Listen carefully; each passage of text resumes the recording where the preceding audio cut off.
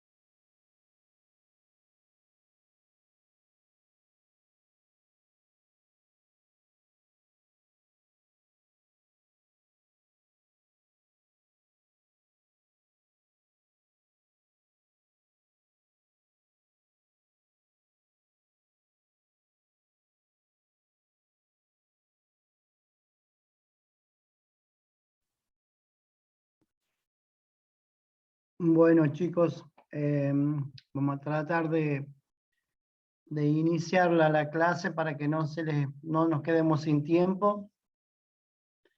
Y por supuesto quedaré a consideración cualquier duda que ustedes tengan. Me hablan, me escriben, así podemos, sé que van a quedar capaz muchos afuera porque tuvimos un desencuentro horario nada más. Para el viernes que viene y a partir del viernes que viene, las clases ya se harán a las 14 horas hasta fin de año. Así que bueno, hicimos un movimiento de horario netamente por mis tiempos, pero bueno, yo pensé que todavía íbamos a hacer hoy la de las 14, pero nos equivocamos. Vamos a tratar de que, vamos a ver si les comparto pantalla.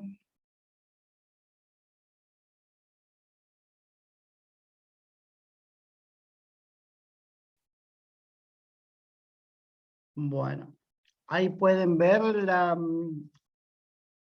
la diapo de la pantalla, Sí, chicos. sí. Bueno, para que más o menos hagamos un poco de recapitular, perdón. Insuficiencia cardíaca, en una primera clase, en un primer encuentro que tuvimos nosotros, hablamos sobre todo de insuficiencia cardíaca en general, lo tratamos de clasificar en aguda y crónica, lo tratamos de clasificar según en leve, en estadio A, B, C y D, o en 1, 2, 3 y 4.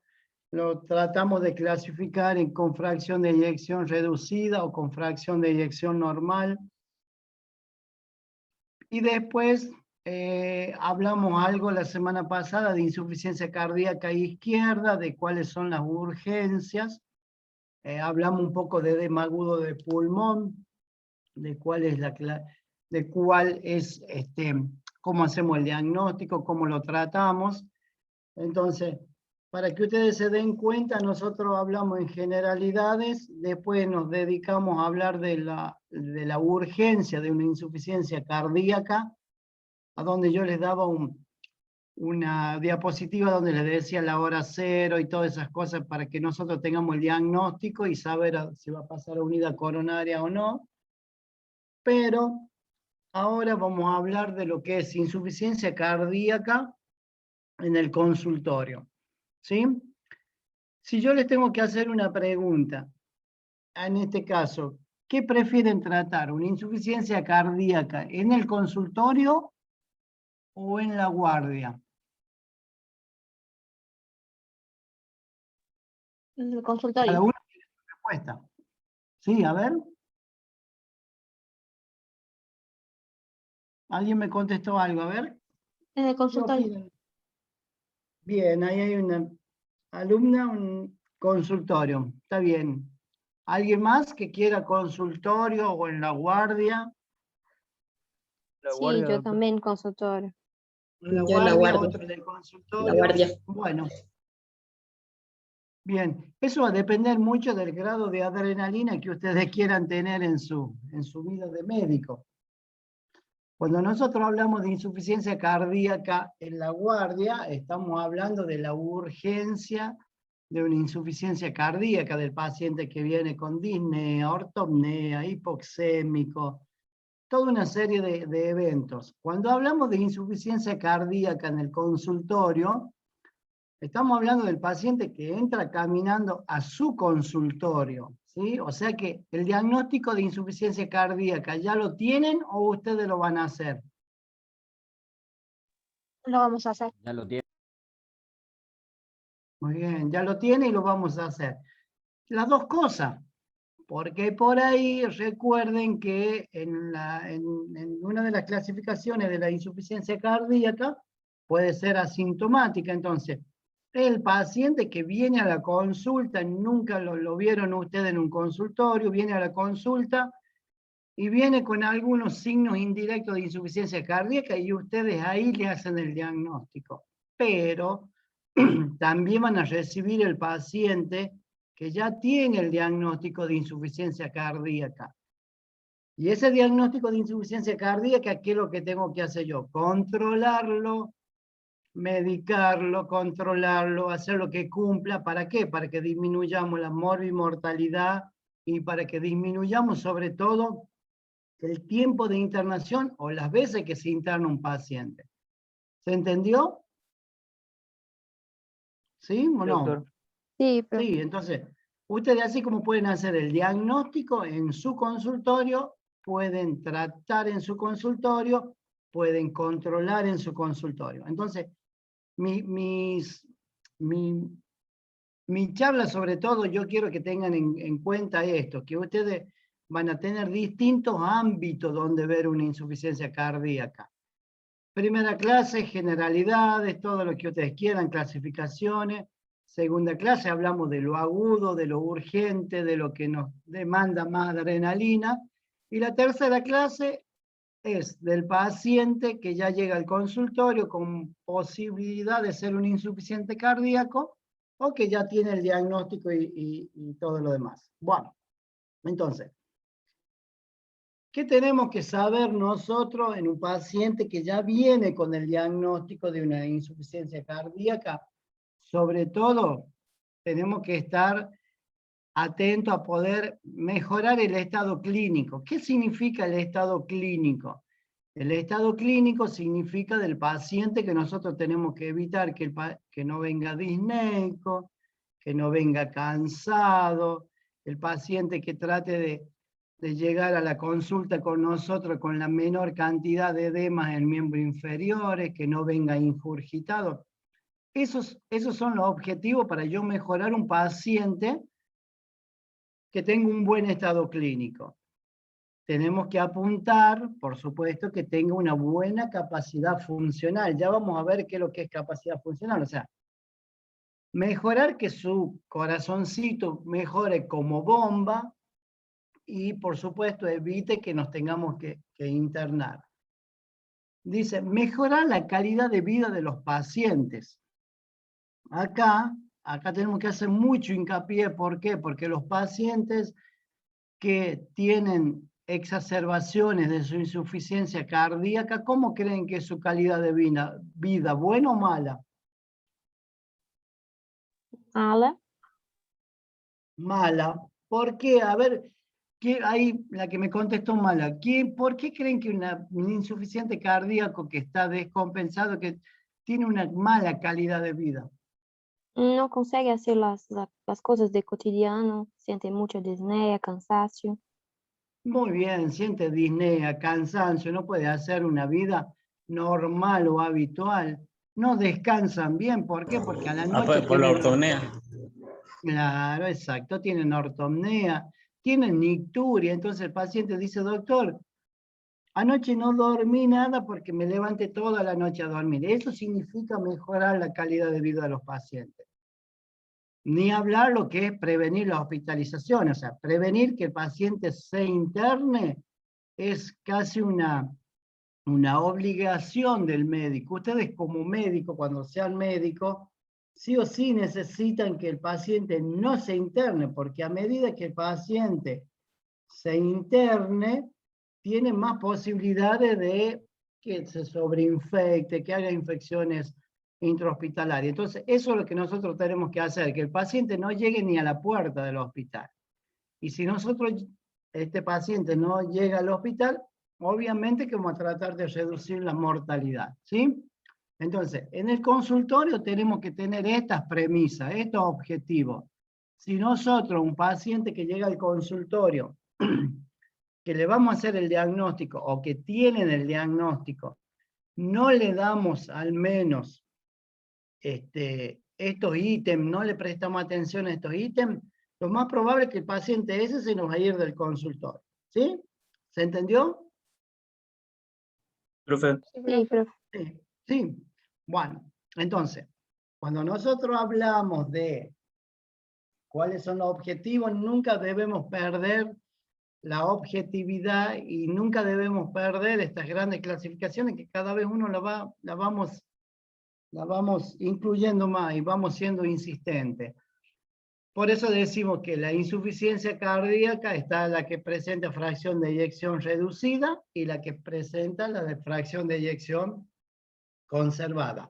Es como para recordarle es decir, uy, qué pesado el doctor con el tema de la fracción de eyección. Bueno, acá seguimos lo mismo. Cuando entra el paciente y nosotros lo empezamos a ver y lo revisamos, ya tenemos que saber o estar en condiciones de sospechar si un paciente que tiene una fracción de eyección reducida, obviamente que si dice que tiene menor al 40%, esa reducción tiene que ver con, con hacer un ecocardiograma y si tiene o no dilatación de las cavidades cardíacas. Y los que tienen una insuficiencia cardíaca con fracción de eyección conservada, acá, por supuesto, son los pacientes que tienen una fracción de eyección mayor al 50%, pero que tienen una evidencia de función diastólica anormal. Es lo que hablábamos la vez pasada. Entonces, recuerden, la bomba eyecta bien, tenemos una buena bomba, pero tenemos una relajación prolongada, o sea que tenemos una función diastólica alterada. Entonces, de nuevo, les vuelvo a insistir, estas dos clasificaciones seguramente hasta el cansancio uno las dice para que la pueden entender. Entonces, si ya sabemos que tenemos que diferenciar entre una u otra, deberíamos saber qué es lo que vamos a hacer. Entonces, si yo tengo un paciente que llega a mi consultorio, lo primero que voy a hacer, ¿qué hago con un paciente que llega a un consultorio? A ver si ustedes alguna vez fueron a un consultorio, porque la verdad tienen muy poca práctica, pero ¿qué opinan ustedes? Hacer una ¿Qué le hago? anamnesis, la historia clínica. Le hago una historia clínica, muy bien, le hago la anamnesis, muy bien, le pregunto qué es lo que le anda pasando, se le hincha los... Bueno, busquemos todo lo que sea la anamnesis, le hago la historia clínica. ¿Qué más? ¿Desde cuándo se siente así? ¿Cuándo aparecen los Muy bien. síntomas? Le pregunto si cuándo empezaron los síntomas, ajá, desde cuándo tiene el diagnóstico, si lo tiene, y si no lo tiene, empiezo a indagar para tratar de darle el diagnóstico. Muy bien, ¿qué más? Estamos en el consultorio, detrás de un escritorio, ustedes como médico, en la sillita, y mientras preguntaron todo, Solicita ¿cómo los más? exames de laboratorio, de imagen. Pero se le Perdón. podría hacer un examen físico. Muy bien, seguimos por el examen físico. Bien, seguimos por el examen físico porque ya hicimos la anamnesis, le preguntamos todo y seguimos por el examen físico buscando signos de insuficiencia cardíaca. ¿Qué opinan?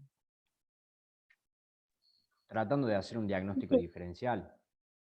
Muy bien, tratando de hacer un diagnóstico, si no lo tienen, y si tiene un diagnóstico, lo tratamos de hacer un diagnóstico diferencial, o tratando de darle una respuesta al paciente o al familiar del paciente. Entonces, para que ustedes les quede en cuenta, no es lo mismo tratar un paciente en un internado que un paciente en ambulatorio o en un consultorio. Esto tal vez un poco les va a llevar a la práctica, y yo trato de explicarle por qué.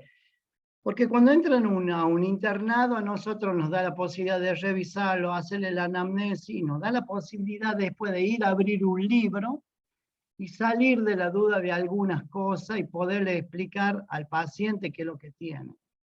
Cuando está en el consultorio, nosotros no podemos agarrar y decir, ah, bueno, esto voy a usar un término más nuevo de ustedes, que es, voy a googlear y, qué sé yo, edema. Entonces, no pueden. Entonces, cuando ustedes lo van revisando, le van haciendo una anamnesis y todo lo demás, el paciente que está sentado delante de ustedes le tiene que tratar de dar una explicación o de dar un diagnóstico para que sean convincentes y ese paciente después vuelve a ustedes. Por si no, el paciente después se va de ustedes. Dice, no, el doctor, resulta que yo le dije que tengo edema y sacó el librito, sacó el, qué sé yo, el fallerita, sacó y me dio el diagnóstico. ¿Me entienden cuál es la conducta, cuál es la idea?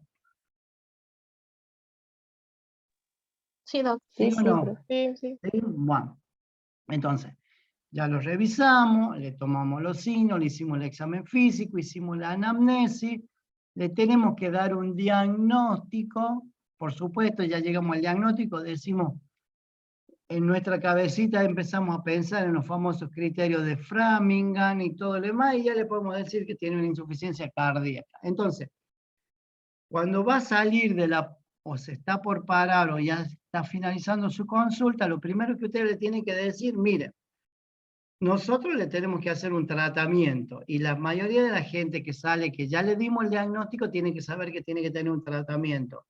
Ese tratamiento siempre son 2 alas, eso es casi categórico. Ustedes siempre recuerden que existe el tratamiento no farmacológico, ¿sí?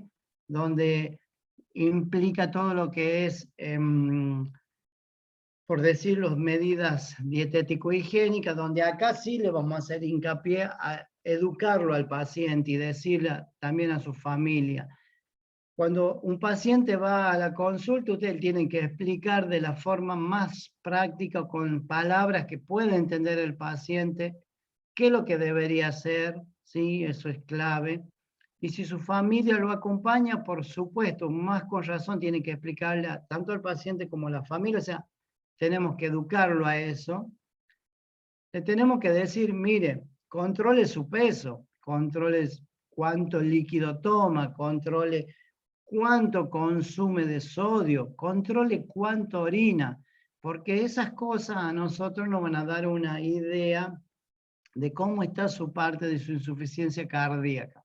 Entonces, si tiene la posibilidad de hacer su control de peso diario, excelente. Cuando ustedes le dan un signo de alarma al paciente si controla su peso diario, ¿cuántos kilos debe aumentar un paciente para que le den signos de alarma? ¿Se acuerdan? Que les di la clase pasada.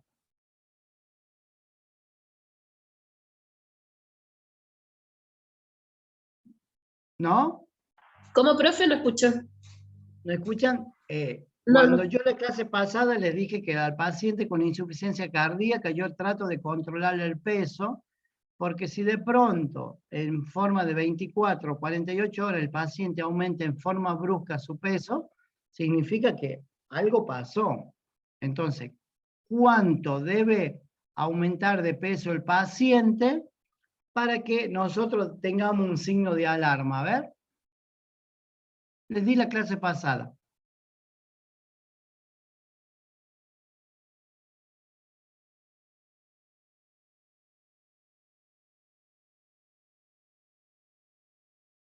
¿No? Bueno, No, profe. más o menos, ¿no? Bueno, recuerden que más o menos un paciente usted le tienen que dar signos de alarma. Si de pronto en 24 o 48 horas aumenta al menos 3 kilogramos de peso. Nosotros por la vida, por más que comamos la vida o nos comamos la vida, no aumentamos 3 kilogramos en 48 horas. Entonces, el paciente con insuficiencia cardíaca se aumenta aproximadamente 3 kilos las últimas 24 o 48 horas, significa que está reteniendo líquido y significa que aumentó el peso a expensa del líquido. Por eso le preguntamos de cuánto orinó, orinó poco, orinó mucho, ¿sí? Entonces, ahí también apuntamos. Apuntamos a la dieta. Ustedes saben que traten de usar dieta lo menos hipercalórica posible, con un bajo contenido en sal, eso es clave. Que traten de hacer ejercicio físico. Sí, por supuesto, hagan ejercicio físico. Pero también le tenemos que decir que tengan una precaución a la hora de hacer el ejercicio físico, según cuánto puedan, porque no le puedo decir yo a un obeso clase 3 que de pronto se sube una bicicleta y se dé una vuelta al parque de la ciudad. Entonces tenemos que tener esas precauciones. Debemos saber que tiene que suspender todo lo que sea el hábito del tabaco, el hábito del alcohol, ¿sí? La actividad sexual, bueno, hacen mucho hincapié en el tema de la actividad sexual. El tema de la actividad sexual deben tener cuidado en los pacientes añosos, sobre todo varones, que con el uso actualmente del sildenafil, del tadafilo, han acrecentado su actividad sexual, pero en función a estas medicaciones. Entonces tenemos que tener precaución. Debemos saber que lo tenemos que hacer vacunar. Sí, lo tenemos que hacer vacunar. Contra el neumococo, lo hacemos vacunar contra el neumococo. Recuerden que el neumococo tiene dos serotipos que son los que producen neumonía. ¿Alguien sabe cuáles son los serotipos que producen neumonía?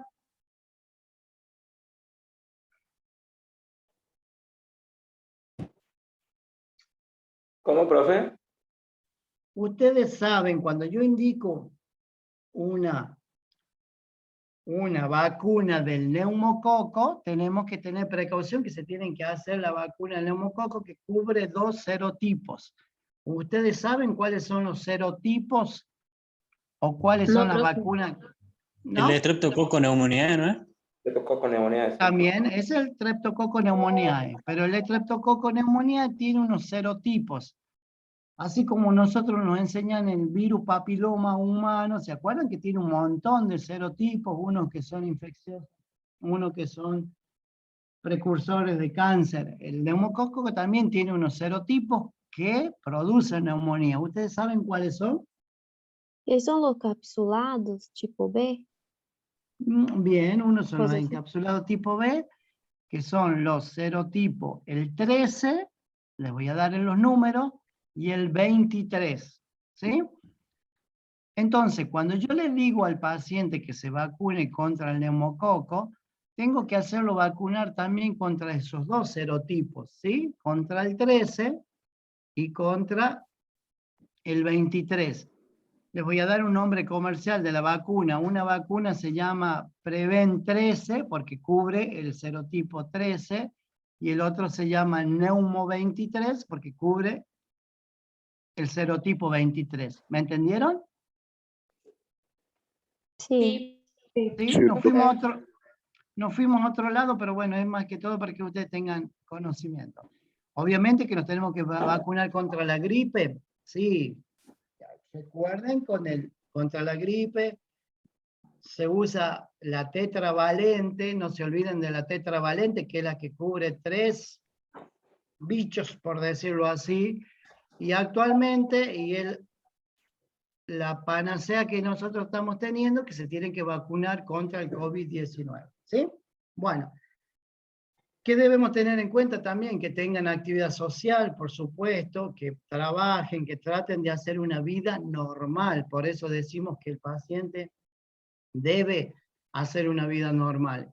Y por supuesto, el hecho de cuando tengan que viajar, siempre tengan en cuenta los lugares donde viajan. Les recomendamos al paciente, sobre todo si viaja a la altura, si viaja en partes que vayan a ser con una alta humedad, y a la hora de llevar su medicación, obviamente que le tienen que decir, llévelo en su cartera, llévelo en la cabina, no lleve su medicación no me sale, en la parte de adentro del En la avión. Porque si bodega. no, en la bodega, En ahí la bodega.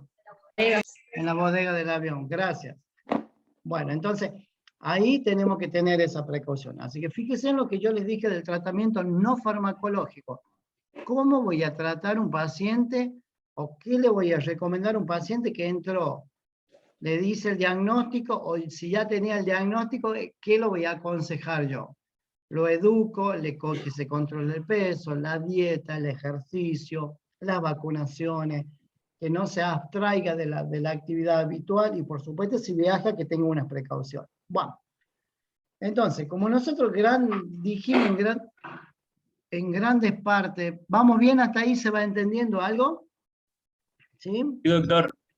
Bueno, como dijimos, ¿qué tenemos que? Las grandes premisas que le dije yo. Insuficiencia cardíaca con fracción de eyección reducida, ¿sí? Entonces, a la cabeza, uno de los de primera elección son los famosos IECA, los inhibidores de la enzima convertidora, donde tenemos un grupo bastante variadito, el enalapril, el captopril, eso seguramente lo van a ver en fármaco, lisinopril, el ramipril, el que nosotros tenemos en grandes cantidades y de fácil acceso en nuestro medio es el enalapril.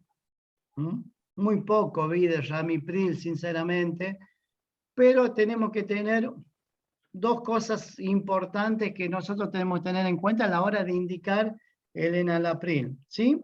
Que se debe controlar la presión arterial, por supuesto, que debe controlar, ustedes tienen que controlar su función renal, su parte de cómo está funcionando su urea y su creatinina, y tienen que tener en cuenta de los iones. Los iones es el famoso ionograma, y acá el famoso ionograma tiene que ver con el sodio y con el potasio, sobre todo con el potasio. Entonces, si yo le voy a dar un IECA a un paciente que tiene una insuficiencia cardíaca con una fracción de eyección reducida, tengo que saber cuál es su creatinina, porque si tiene una creatinina mayor a 2,5, ¿sí?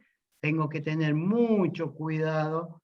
Si el potasio es mayor a 5 miliequivalentes litros, tengo que tener mucho cuidado.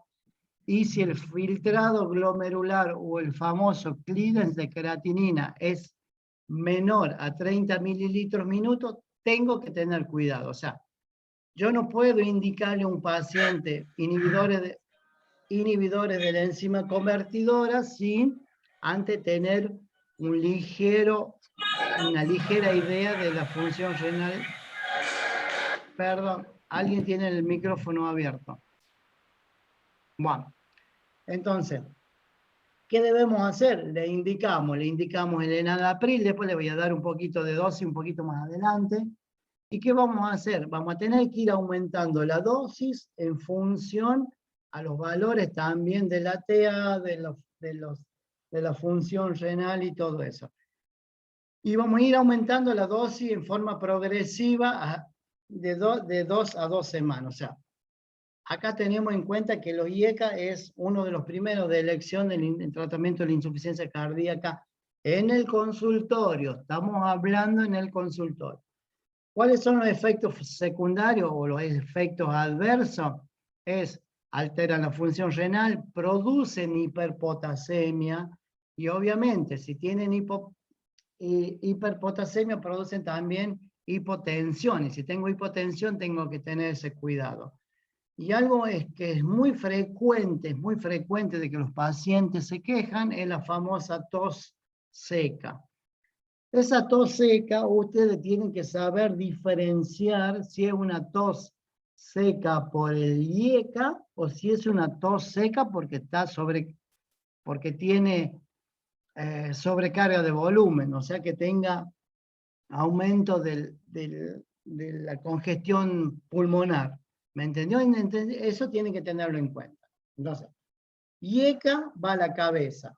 ¿Cómo seguimos con los IECA? Y seguimos con los beta bloqueantes. Los beta bloqueantes, chicos, tenemos un grupito que es el carvedilol, después están los otros que son los cardioselectivos, que es el bisoprolol, el metoprolol y el nebivolol. Entonces, ¿qué hacemos con los IECA? Siempre los combinamos con un beta bloqueante, ¿sí? ¿Cuál es los beta bloqueantes? ¿Cuál es el fundamento que tienen? Que se los puede usar en cualquier insuficiencia cardíaca. Acá pongo en la clase funcional, ya sea 1, 2, 3, 4. Entonces, nosotros debemos tener en cuenta que un IECA más un beta 2 nos van a ayudar muchísimo para la insuficiencia cardíaca en un paciente ambulatorio. Entonces, como nosotros ya sabemos que los IECA producen bradicardia, hipotensión, ¿qué es lo que vamos a controlar? La frecuencia cardíaca y la tensión arterial. ¿Alguien sabe cuáles son los valores normales de frecuencia cardíaca? 60 a 100 latidos por minuto. Bien, 60 a 100. O sea que si baja por debajo de 60, voy a usar beta bloqueantes. No, No. porque empeoraría No. la hipotensión. No, porque voy a acentuar su bradicardia. Muy bien, entonces lo voy a usar en pacientes que estén estables y sí vamos a tener mucha precaución a la hora de elegirlo en los pacientes que cursan con hipotensión, con congestión iliar. Estamos hablando ya de los pacientes que tienen una insuficiencia cardíaca grave, llámese del estadio 3, 4 o llámese del estadio C o D. Entonces, esos pacientes tenemos que tener mucho cuidado a la hora de usarlo, pero también nos ayudan. ¿Por qué? Porque disminuyen el gasto cardíaco. Al disminuir el gasto cardíaco, entonces tiene un mejor uso del oxígeno, pero tenemos que tener esa precaución.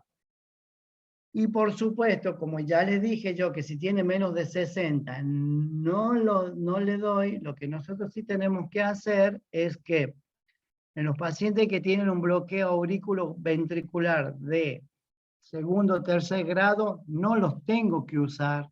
No los tengo que usar. ¿Por qué? ¿Qué va a hacer con el bloqueo, el beta bloqueante? Como que lo bloquearía Para más. aumentar. No bloquea más. O sea, los termina cortando el PR y entonces se terminan bloqueando más. Entonces, sepan que no les van a dar si tienen un bloqueo de segundo o tercer grado. Se ha hablado mucho de los pacientes que muchas veces son asmáticos. Bueno, acá los pacientes que son asmáticos, recuerden que los beta bloqueantes también tienen acción sobre el bronquio. Pero bueno, hoy en día existen los famosos cardioselectivos, que son el bisoprolol, el nebivolol, que también los podemos llegar a usar. O sea que no sería una contraindicación absoluta, sino sería una contraindicación relativa. Entonces, insuficiencia cardíaca en el consultorio, AINE más beta bloqueante. Que el paciente esté estable y que tengo que controlar la TA y la frecuencia cardíaca. ¿Se Profe, entiende hasta ahí? disculpe, ¿Hasta ahí? dijo, Sí. dijo AINES y beta bloqueantes, ¿no es IECA y beta Ay, bloqueantes? perdón. IECA, perdón. Uf, me fui al otro lado. Gracias por corregirme. IECA más beta bloqueante. Gracias. Bueno. Muy bien. Están atentos, eso me gusta. Bueno, entonces, son los dos que van a la cabeza. Hay otro grupo que también podemos usar, ¿sí? Que muchas veces los terminamos combinando con los dos anteriores, que son los IECA más los beta bloqueantes, los que son los receptores antagonistas de los mineralocorticoides. Acá tenemos dos grandes grupos, que son la esplenorenona y la espironolactona. Bueno, la verdad que se usa bastante hoy en día estos. Tienen una acción importante porque favorecen el remodelado cardíaco y muchas veces se ha visto que hay algunos pacientes que logran una regresión de la hipertrofia del miocardio, sobre todo el ventrículo izquierdo. Entonces, hay pacientes que les terminamos dando un IECA, un beta 2, y a veces lo combinamos con un antagonista de los mineralocorticoides, llámese esplenorenona o espironolactona, pero tenemos que tener muy en cuenta muchas veces la función renal y sobre todo el tema del potasio, ¿sí? Estos pacientes, esta medicación, perdón, suelen cursar con hiperpotasemia. Entonces, si el potasio está alto, ¿sí? Así como les decía yo del IECA con la hiperpotasemia, muchas veces tenemos que tener un cuidado muy importante a la hora de usar estos dos medicamentos. La espironolactona es otra medicación que se usa, por supuesto, es otro antagonista del receptor, que se usa mucho y tiene como contraindicaciones en los hombres o genera en los varones ginecomastia, o sea, hay un aumento del tamaño de las mamas en los hombres y que muchas veces tenemos que tratar de suspenderlo, ver de modificarle la dosis. Entonces, sepamos que fracción que producen hiperpotasemia, con creatinina elevada, con potasio elevado y por supuesto con ginecomastia, tenemos que tener la precaución de los pacientes a la hora de usar estos dos antagonistas de los mineralocorticoides, ¿sí? ¿Cómo se usan? Y ya vamos a ver las dosis que se usan, pero ténganlo en cuenta que se pueden combinar con los dos anteriores, ¿sí? ¿Estamos? ¿Hasta Sí, ahí profe. vamos? Bueno, existen los otros que ya hablamos anteriormente, los antagonistas, los receptores de la angiotensina. Bueno, ya saben ustedes cuáles son, el losartán, el candesartán, el valsartán, ¿sí? ¿Y qué hacemos con esto? Solamente los usamos si no toleran los inhibidores de la enzima convertidora. O sea, no los uso los IECA más los ARA, no. Directamente uso o los IECA o los ARA. ¿Se entendió? ¿Y qué hacemos también? Podemos combinarlos con los beta bloqueantes, ya hablamos del carvedilol, hablamos del nebivolol, ¿sí? Y también podemos usarlo con la eplerenona y con la espironolactona, ¿sí?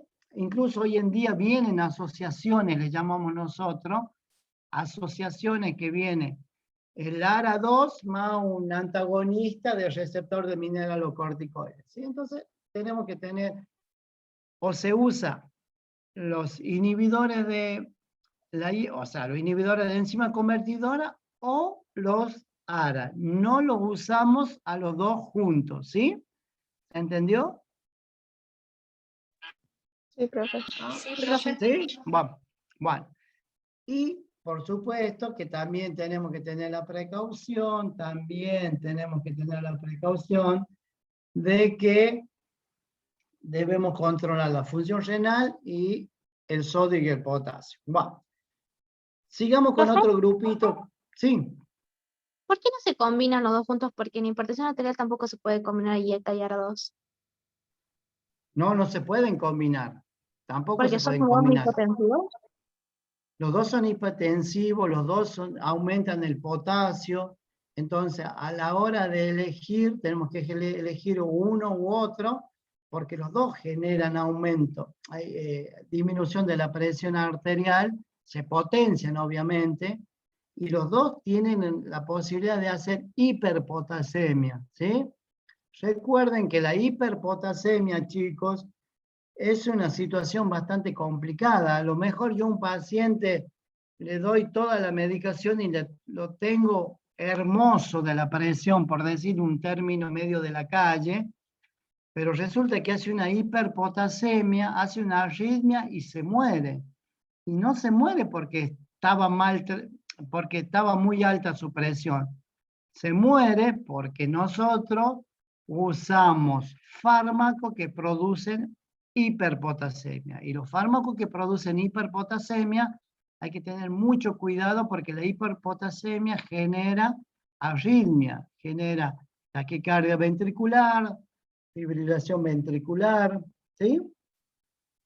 ¿Se entendió lo que me preguntaron o no? Sí, doc, gracias. Bueno. Y acá vamos a agregar otro grupo que son los diuréticos. Los diuréticos, como dijimos, acá tenemos que tener en cuenta dos cositas, los diuréticos. Los diuréticos nos sirven para controlar el procedimiento agudo, lo agudo. ¿Recuerdan cuando hablamos en la clase pasada? Yo en un primer momento, cuando les dije tratamiento, les puse a la cabeza los diuréticos. Y fíjense en que ahora yo le estoy poniendo casi en el quinto lugar los diuréticos. ¿Por qué? Porque es un paciente que viene a la consulta, no está descompensado. Entonces, yo uso los diuréticos para tratar la insuficiencia cardíaca aguda descompensada, ¿sí? Son los que tienen congestión, los que tienen el estadio 2 al 4. ¿Cuál es el que más conocemos? Nosotros en nuestro medio tenemos la furosemida, ¿sí? Y los tiacídicos, como son la hidroclorotiazida o la clortalidona, de los cuales usamos mucho más la hidroclorotiazida. ¿Por qué? Nosotros debemos tener en cuenta que la furosemida es un diurético de asa que genera muy fácilmente hipopotasemia. ¿Por qué? Porque aumenta la diuresis en forma rápida. Pero también tenemos los tiacídicos, como la hidroclorotiazida, que generan una diuresis más lenta, no es tan precipitosa como lo hace la furosemida. Entonces, a la hora de elegir, por supuesto, tenemos que ver en qué contexto está el paciente. Si está congestivo, y lo más probable van a usar furosemida. Si no está congestivo significa que tenga rales crepitantes bilaterales, que esté ingurgitado, que tenga edema.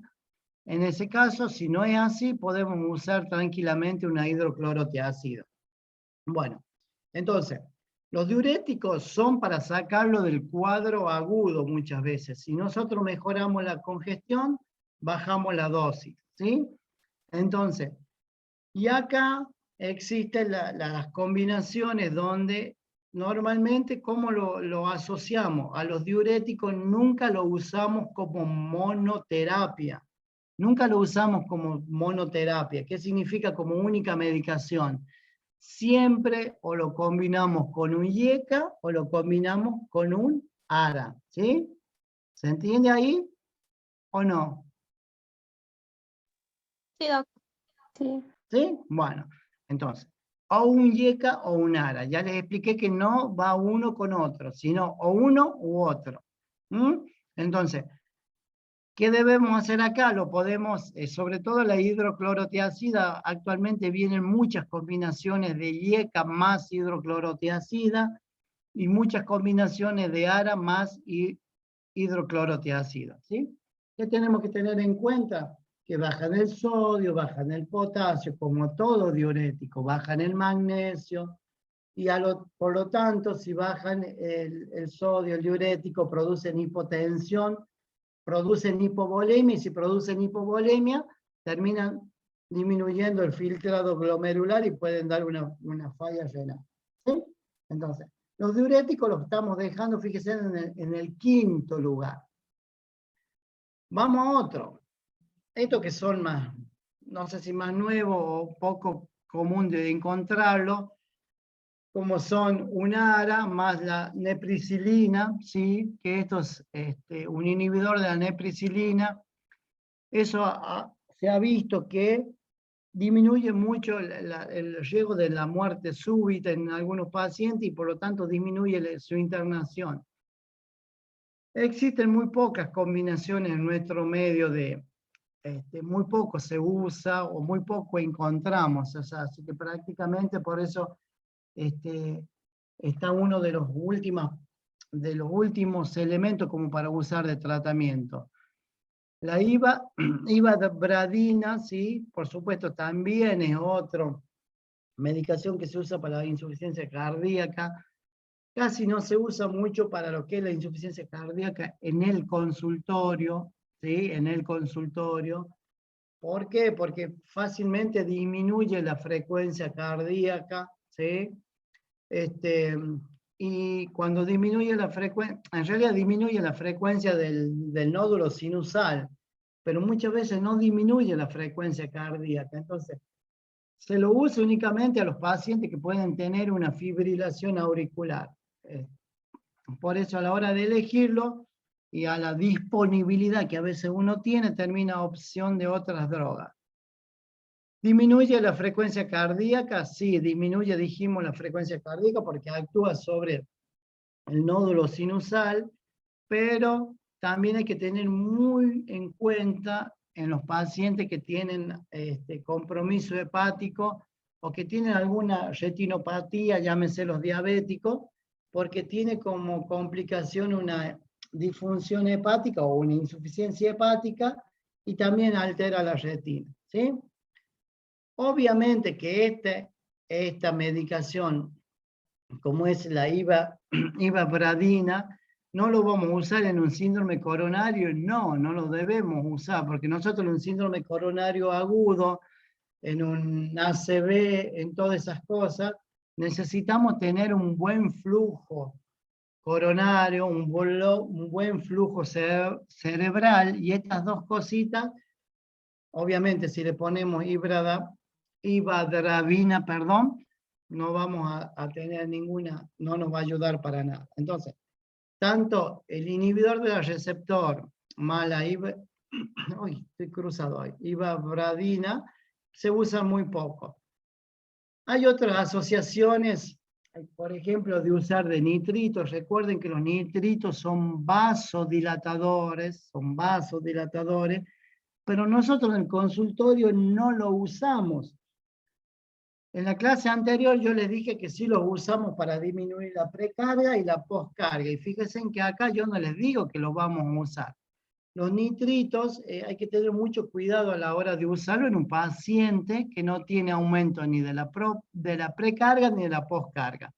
Entonces casi no los usamos en el domicilio, en el consultorio, pero sí hacemos la salvedad, que si lo están usando, no lo combinen con el sildenafil, el tadafilo, que son recuerden, los venodilatadores, y que se usa mucho actualmente algunos varones para la disfunción eréctil. Entonces, tengan esa precaución. Y hay otro que cada vez se usa menos, o en una época se usaba mucho, que es el digital o la famosa digoxina. Sí está muy indicado en los pacientes que tienen una fracción de eyección reducida, que están sintomáticos, pero que tienen este cuadro en particular, que tienen fibrilación auricular, ¿sí? O sea que todo paciente que tiene fibrilación auricular sintomáticos, podemos llegar a usar digital o digoxina. ¿Por qué? Porque acá tiene la diferencia que puede reducir la frecuencia del ventrículo, así como disminuye la frecuencia de la aurícula, disminuye la frecuencia del ventrículo. ¿Sí? ¿Se entendió eso o no? Se me fueron, se me durmieron. No, sí, profe, estamos Sí, acá. profe. ¿Sí? Bueno, entonces, tengamos esa precaución, que si el Profe. sí, ¿Puede explicar de vuelta, porfa? bueno, ¿hay alguien que tiene un micrófono abierto? ¿Cuándo uso la digoxina, el digital, que nosotros generalmente lo conocemos? En pacientes que tienen una fracción de eyección reducida, que están sintomáticos, que tienen disnea, que tienen ortopnea, pero que tienen fibrilación auricular, ¿sí? Recuerden que la fibrilación auricular se da en los pacientes que tienen dilatación de la aurícula izquierda, ¿sí? ¿Cuál es la ventaja del digital? Que además de disminuir o mejorar la fibrilación auricular, también reduce la frecuencia ventricular. O sea, que la posibilidad de que el paciente sufra una arritmia ventricular ayuda con el digital. ¿Se entendió? Sí, profe, ahí sí. profe. Bueno, ahí sí. Bueno, Profe, sí. ¿puede ser que también usamos los digitálicos en el tratamiento crónico de la insuficiencia cardíaca? También lo usamos en el tratamiento crónico de la insuficiencia cardíaca, pero ustedes lo deben tener en cuenta dos cositas.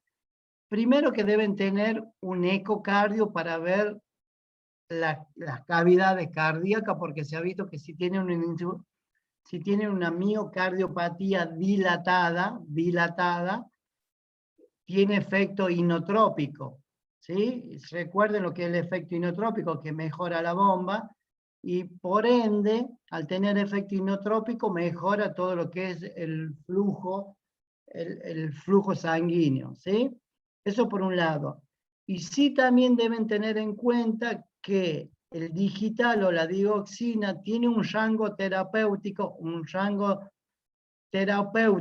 del rango tóxico muy cercano. O sea que si nosotros nos pasamos un poquito con la dosis del rango terapéutico, ahí nomás entramos en el rango de intoxicación digitálica que se llama, ¿sí?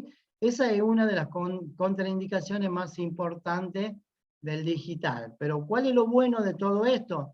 Que además de bajar la fibrilación auricular, o sea, de bajar la función, no función de la aurícula, sino baja la frecuencia de la aurícula, mejora la frecuencia del ventrículo. ¿Se entendió?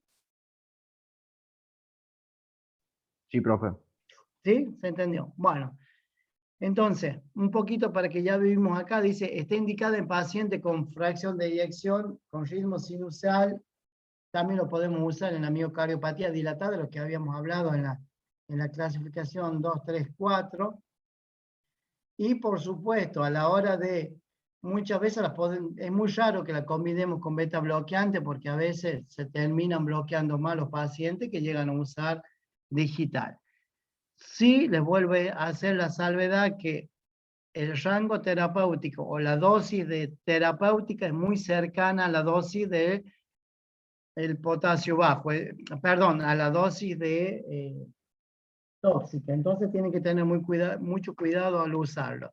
¿Qué es lo que provoca el digital? Y el digital provoca bloqueo auriculoventricular, puede llegar a dar arritmias ventriculares, arritmias auriculares, y cuando se produce la intoxicación digitálica, da náusea, vómitos, diarrea, y muchas veces simulan un abdomen agudo estos pacientes, y nunca le preguntamos y le decimos, escúcheme, ¿usted qué toma? Ah, yo tomo digital, yo tomo digoxina. Y esos pacientes a lo mejor entraron por un cuadro de abdomen agudo a veces porque tienen náusea, vómito, diarrea, dolor abdominal, y resulta que solamente es una intoxicación digital. ¿Cómo voy a saber yo? Haciendo un electrocardiograma, que en el electrocardiograma genera lo que se llama la cubeta digitálica, ¿sí? Entonces, en un electro ustedes van a poder hacer la diferencia si es una intoxicación digitálica o si es un abdomen agudo. ¿Estamos? ¿Se entendió? Sí, doc. ¿Y profe? Sí, profe. Bueno. Sigamos, entonces. Hay otra cosa que más allá de la medicación, que actúen sobre el miocardio, existen otros elementos que son los anticoagulantes, ¿ah? Los pacientes que sufren, que debemos tener la precaución de que no hagan un estado protrombótico, que no tengan la posibilidad de hacer trombos. Entonces usamos los anticoagulantes. Después vamos a ver cuáles son. Les voy tirando nombres: el acenofumarol, la warfarina, recuerden la heparina sódica, la heparina de bajo peso molecular. Existen hoy, actualmente los anticoagulantes nuevos. Entonces, muchas veces terminamos complementándole al paciente, más allá de su tratamiento cardiológico, la posibilidad de usar anticoagulantes. ¿Usamos antiagregantes? Sí, muchas veces también usamos antiagregantes, como son la famosa aspirina o aspirineta, o la cardioaspirina, si alguna vez escucharon hablar ustedes. La usamos, recuerden que es bastante preventiva, sobre todo si el paciente tuvo algún evento isquémico, y la precaución que no usen en forma conjunta o no asocien los anticoagulantes orales con los antiagregantes. ¿Por qué? Porque la posibilidad de sangrado se duplica, ¿eh? Entonces, o uso uno o uso otro. Las estatinas, llámese simvastatina, rosuvastatina, bueno, las estatinas, que nosotros como conocemos bajan los niveles de colesterol, y al bajar los niveles de colesterol nos previene la enfermedad aterosclerótica. Entonces, ¿lo podemos usar como suplemento? Sí, lo podemos usar como suplemento. Hay algunos artículos, algunos libros que a veces los nombran a los antagonistas cálcicos, que en realidad cada vez se usan menos, que son el diltiazem, verapamil, nifedipina, que muchas veces producen hipotensión importante. Entonces, al no tener una buena fracción de eyección, la hipotensión se acentúa más. Y a nombre de nombrarles, que ya les dije en las clases anteriores, el desfibrilador o el cardiodesfibrilador, que es como un marcapaso que evita que se disparen las arritmias, y lo mismo que la terapia de resincronización cardíaca. ¿Esto qué hace? Solamente es un aparatito, por decirlo así, que mejora, que evita que se generen arritmia y que mejora la función del ventrículo, y al mejorar la función del ventrículo, mejora la insuficiencia cardíaca. Y si mejora la insuficiencia cardíaca, obviamente disminuye la morbimortalidad, disminuye las internaciones, ¿sí?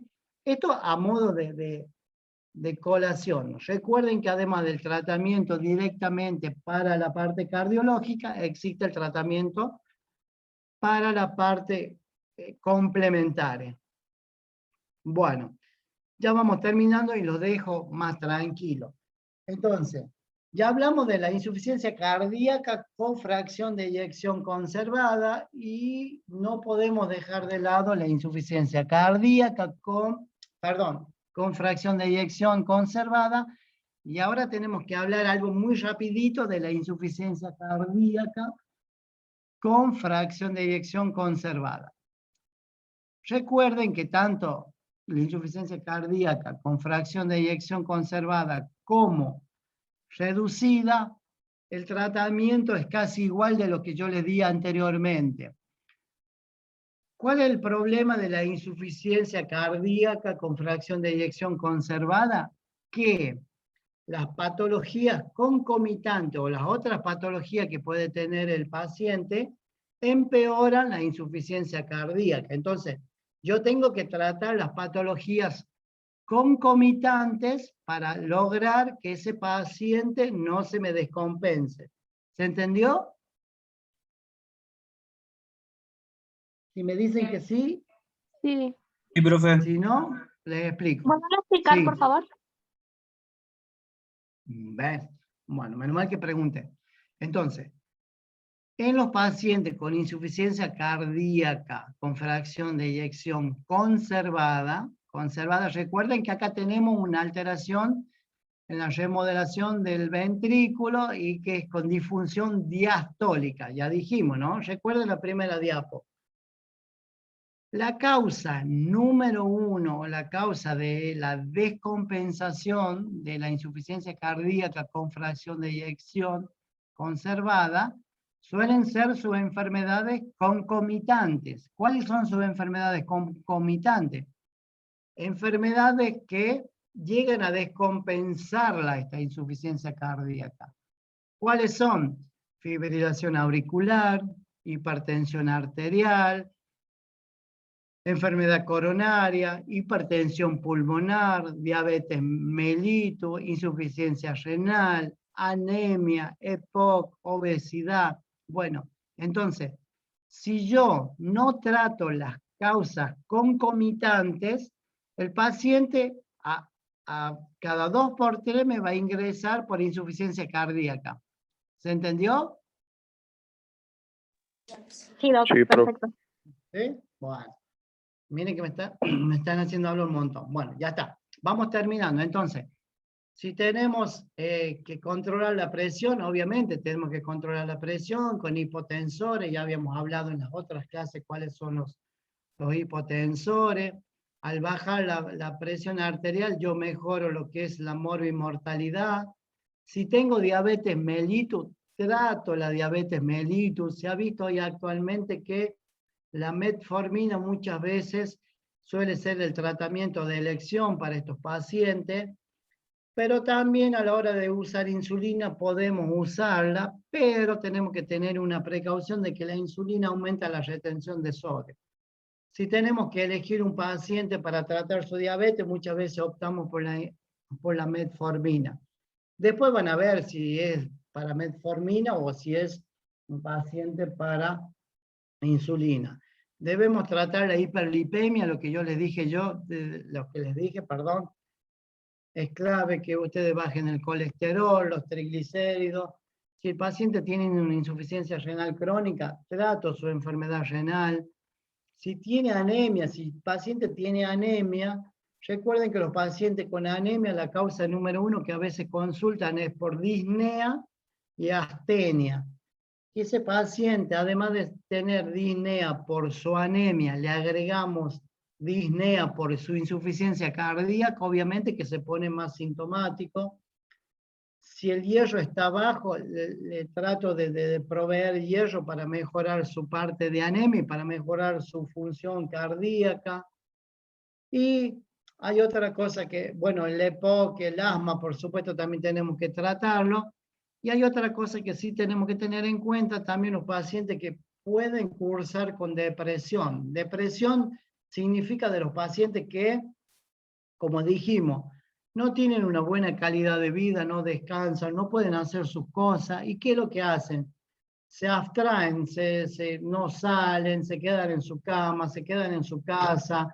Entonces, esos pacientes los tengo que mejorar y tengo que tratar su depresión porque eso a la larga genera una acentuación de la insuficiencia cardíaca.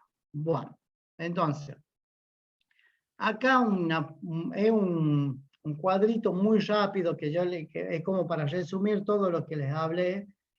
Y este resume, como dijimos, en un primer momento que usamos inhibidores de la enzima convertidora, que tenemos que saber que tiene que ser un paciente con fracción de eyección reducida en cualquier clase funcional, llámese 1, 2, 3, 4, ¿y qué vamos a usar?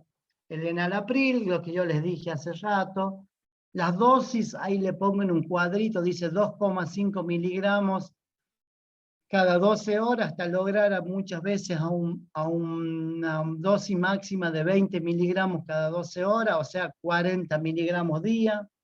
O puede usar el captopril, que nosotros lo usamos muy poco acá. Lo que más se puede llegar a conseguir acá es el otro, que es el lisinopril, que también tiene una indicación muy similar, o una dosificación muy similar al enalapril. Como hablamos anteriormente, los beta bloqueantes, ¿sí? Son los que se puede llegar a combinar con los IECA, y acá volvemos a lo mismo. Empezamos con el carvedilol. La dosis del carvedilol siempre se empieza con una dosis muy bajita, que es 325 cada 12 horas, y podemos llegar hasta una dosis de 25 a 50 miligramos a veces en 12 horas o en 24 horas. Entonces, recuerden, ¿por qué? Porque, como les dije yo, estos pacientes producen baja de la frecuencia cardíaca y generan hipotensión. Y después están los cardioselectivos, que son el bisoprolol o el nebivolol, que también empezamos con dosis baja hasta que llegamos a una dosis más óptima, ¿sí? Ya dijimos IECA, ya dijimos beta bloqueante, hablamos de los ARA, ¿se acuerdan que hablamos dentro de los ARA? Sí o sí tenemos que usarlo en pacientes que no se puede usar IECA, ¿sí? No los vamos a usar en los IECA, ya les dije yo, y que muchas veces los combinamos con los antialdosterónicos, ¿sí? Llámese hidroclorotiazida, todas esas cosas. Más abajito están los diuréticos, ya hablamos algo de los diuréticos, hablamos mucho de la furosemida y de la hidroclorotiazida. ¿Cuándo los usamos? Si los pacientes tienen signos de congestión, si tienen rales crepitantes, si tienen ingurgitación yugular. Este cuadrito es como si fuese algo esquemático de lo que les acabé de hablar hace rato. Ahí hablamos un poquito de la ivabradina, estoy cruzado con esto, usamos en dosis bajas. Recuerden que produce hipotensión y produce bradicardia, o sea que hay que tener cuidado. Existe la otra combinación que es el sacubrutilo y el valsartán, que sí ahí tenemos que tener en cuenta cuál es la fracción de eyección del paciente, y los usamos únicamente si vamos a sustituir o si lo vamos a reemplazar al IECA. Si no lo vamos a suplantar al IECA o no, o lo tolera bien al IECA, usemos el IECA, ¿sí? Las dosis ahí les puse al costadito, no hace falta que sepan las dosis, pero es a modo de ejemplo. Ahí habíamos hablado también de no usar lo que es los nitritos, porque generalmente producen mucha hipotensión, ¿sí? Lo podemos usar en la insuficiencia con fracción de eyección baja, pero recuerden también que no los podemos combinar en los pacientes que usan medicación para la disfunción eréctil, ¿sí? Eso también ténganlo en cuenta. Y por último, habíamos hablado del digital o la dioxina, que lo usamos en los pacientes con una insuficiencia cardíaca con una fracción de eyección disminuida y que tienen fibrilación auricular. Les vuelvo a repetir, ¿por qué? Porque además de bajar la frecuencia de la aurícula, también bajan la frecuencia del ventrículo, ¿sí? Y muchas veces estos pacientes, los que les dije anteriormente, que tienen un efecto terapéutico que está muy cercano al efecto tóxico, ¿ah? Y que debemos tener en cuenta la famosa cubeta digitálica. ¿Sí? Creo que la última, sí, es la última.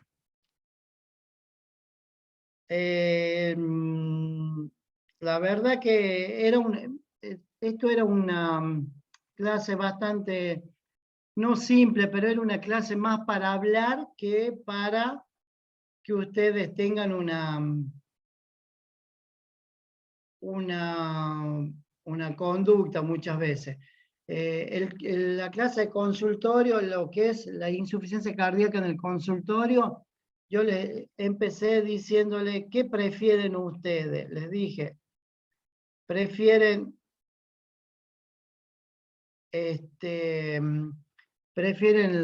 tratarlo en la guardia o en el consultorio? Muchos me dijeron en la guardia, muchos me dijeron en el consultorio. Así que bueno, varía, ¿sí? ¿Se entendió hasta ahí? ¿Quedó algo en limpio o no? Sí, profe, se entendió. ¿Se entendió, profe? ¿Sí? Entendió, profe. Bueno, me alegro. Los chicos que por ahí no se pudieron conectar, porque la verdad fue un detalle netamente de falta de comunicación mío con el mail que me mandó la facultad, estoy a su disposición en lo que los pueda ayudar o sacar de la duda. Así que bueno, un poco acá cerraríamos lo que es todo lo que tenga que ver con insuficiencia cardíaca, cerraría un poco este módulo de insuficiencia cardíaca. Así que espero que yo me conformo que hoy, después de 3 clases de insuficiencia cardíaca, me sepan definir, sepan los criterios, sepan qué le pido o por qué le pido, que sepan cuándo lo trato, por qué lo trato, y que sepan que no es lo mismo tener insuficiencia cardíaca aguda que crónica, que no es lo mismo tratarlo en una guardia, ante una urgencia, en una insuficiencia cardíaca, que en el consultorio, y que sepan cuándo es una insuficiencia cardíaca con fracción de eyección conservada y cuándo es una insuficiencia cardíaca con fracción de eyección disminuida, ¿sí? O reducida, si ustedes quieren. Profe, Muy bien, profe. Sí, preguntan, chicos. ¿usted está respondiendo a preguntas por la plataforma? La verdad que no. Les voy a ser sincero, no les respondo, pero de última, podemos armar algo si ustedes quieren o no. Creo que mi número de teléfono debe estar por ahí, mi comisión lo tiene también. De última, cualquier duda me avisan y lo tratamos de seguir, que se saquen las dudas sobre todo. Además de, obviamente que lo teórico, lo que es teórico, chicos, muchas veces cuando van al práctico lo tratamos de sacar las dudas. Pero no hay problema, yo no tengo ningún problema en sacarle las dudas de los que son de mis clases, porque hay veces que no se entiende, esa es la realidad. Bueno, profe. Bueno, chicos, los dejo y disculpen este inconveniente de que nos retrasamos. A partir del viernes que viene, seguimos a las 2 de la tarde, con el mismo horario puntual. Yo soy muy puntual en eso, así que hoy tuvimos esta dificultad nada más. Así que los dejo, que tengan un excelente fin de semana. Gracias. Cuídense, Gracias, profe. traten Igualmente, de no Doc. salir Profe, que mucho. tenga buen fin de- Chao, profe. Chao, Doc, gracias. Chao, hasta luego chicos.